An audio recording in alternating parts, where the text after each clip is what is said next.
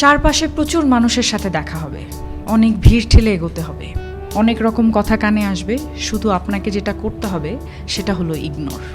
জীবনে কিছু মানুষ আবর্জনা ছড়াতে আসবে, তাদেরকে আগাছার মতো উপড়ে ফেলে দিতে হবে। লাইফ আপনার, বাউন্ডারিও আপনাকেই সেট করতে হবে।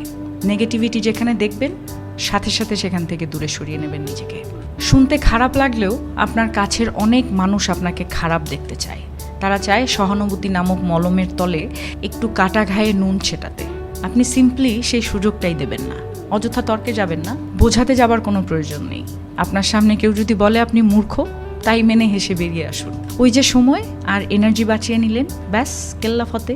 যে যা বলছে শুনে নিন, আর মুচকি হেসে শির দ্বারা সোজা করে নিজের সিদ্ধান্তটা নিজেই নিন। যারা নিজের সিদ্ধান্ত নিজে নিতে পারে তারা আসলে জীবন চেনে, বোঝে।